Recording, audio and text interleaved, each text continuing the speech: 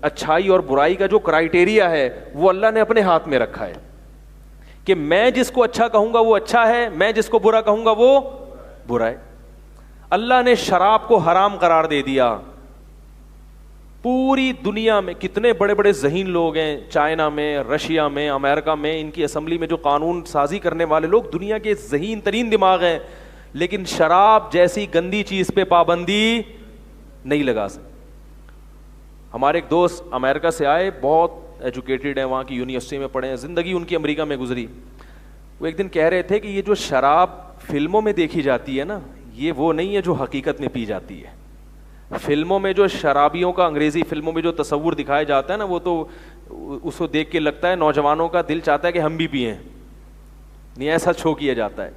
کہہ رہے ہیں حقیقت میں جو شراب پینے والے لوگ ہیں ان کا جا کے حشر دیکھو تو آپ کانوں کو ہاتھ لگاؤ گے کہ اللہ مجھے شرابی نہ بنائے. انہوں نے کہا جو سنڈے نائٹ ہے نا, اس کے بعد جو صبح کے وقت حال ہوتا ہے, روڈوں پہ لڑکے لڑکیاں اوندھے منہ پڑے ہوئے ہوتے ہیں پی پی کے, جو رات بھر شرابیں پیتے ہیں, اور کتنی موتیں ہوتی ہیں ایکسیڈنٹ کے ذریعے شراب پینے کی وجہ سے. پی لی تھی کہ زیادہ چڑھا لی, 25-30 آدمیوں کو ایک ہی وقت میں پھینک دیا. لیکن ان کے میڈیا میں ایک اچھی چیز کیا ہے کہ وہ اپنا نیگیٹو پہلو دنیا کے سامنے نہیں دکھاتے, ورنہ ان کے ہاں جو شراب کی وجہ سے حادثات ہو رہے ہیں. میرے پاس ایک صاحب کا فون آیا کینیڈا سے, انہوں نے کہا کہ جو لوگ شراب پیتے ہیں یہاں اپنی بیویوں کو جس طرح سے ٹارچر کرتے ہیں, وہ ایسا منظر ہوتا ہے کہ وہ بتانے کے قابل, کیونکہ ہوش میں ہی نہیں ہے, اتنا مارتے ہیں, لہو لہان کر دیتے ہیں اس کو مار مار کے, ہوش میں ہی نہیں ہے. بعد میں ہوش آتا ہے تو پتہ چلتا ہے ہم نے کیا کیا. اتنی گندی, یہ جو کہتے ہیں نا عادی ہو جاتے ہیں, عادی وادی کوئی نہیں ہوتا. جب عادی ہوتے ہیں نا شراب کے تو پھر ان کو مزے کے لیے تھوڑی زیادہ پینی پڑتی ہے, وہ پیتے ہیں زیادہ. تو ساری دنیا جانتی ہے بری چیز ہے, مگر اس پہ پابندی نہیں لگا سکتے. کیوں؟ جو پابندی لگانے والے لوگ ہیں وہ خود پیتے ہیں, کیسے لگا سکتے ہیں؟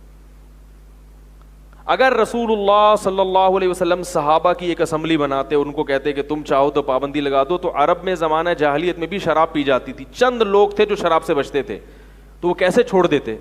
وہ نہیں چھوڑ سکتے تھے. اس لیے اللہ نے آسمان سے قرآن آیتیں نازل کی, یا ایھا الذین آمنوا انما الخمر والمیسر والانصاب والازلام رجس, اے ایمان والو جوا, سٹا اور شراب یہ پلید ہے, ناپاک چیز ہے. فاجتنبوہ, اس سے کیا کرو؟ اجتناب کرو. بعض صحابہ کو خیال ہوا کہ شراب میں تو بڑے فائدے بھی ہیں, کیونکہ ہم بعض دفعہ دلائل جو ہے نا اچھے اچھے لیبل لگا کے کسی گندی چیز کو حلال کر لیتے ہیں. یہ بھی انسان میں ایک فالٹ ہے. اصل میں دل چاہ رہا ہوتا ہے پینے کا, تو اب ضمیر ملامت کر رہا ہے تو اس پہ تھوڑا سا ایک لیبل اچھا لگا کے کہ بھائی اس سے آدمی تھوڑی دیر کے لیے ریلیکس ہو جاتا ہے, اور ریلیکس ہونا اچھی بات ہے.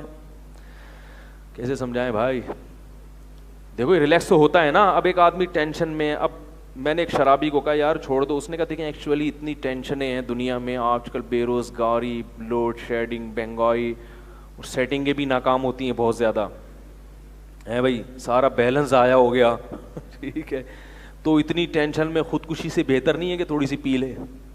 پیے گا تو کیا ہوگا؟ تھوڑا سا ذہنی سکون ملے گا. تو عین ممکن تھا کہ کوئی بھی شخص اٹھتا اور یہ افلاطونیاں اور بقراتیاں دکھا کے گندی چیز کو کیا کر لیتا؟ حلال. تو صحابہ کو بھی یہ اشکال ہوا کہ شراب میں طاقت بھی ہے, وقتی طور پہ بڑی طاقت آتی ہے اس سے, شراب پینے سے, اور ذہن بھی سکون میں آ جاتا ہے. تو اللہ نے قرآن میں ان دلائل کا جواب نہیں دیا, اس لیے کہ اللہ ان دلائل کا جواب دیتے ہیں نا تو پھر ایک اور سوال ہوتا, پھر اس کا جواب, پھر ایک اور سوال ہوتا, پھر اس کا جواب ہوتا. تو اللہ نے کیا فرمایا؟ اثمہما اکبر من نفعہما, فرمایا اس کا جو گناہ ہے نا وہ اس کے فائدوں سے زیادہ ہے. بس گناہ کیا ہے؟ کس میں اللہ کی نافرمانی ہے.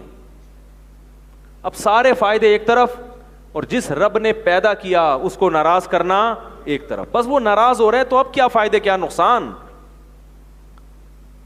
تو اس بحث میں ہی نہیں پڑے کہ فائدے ہیں یا نقصان ہیں, مان لیا کہ فائدے ہیں, لیکن نقصان فائدوں سے زیادہ.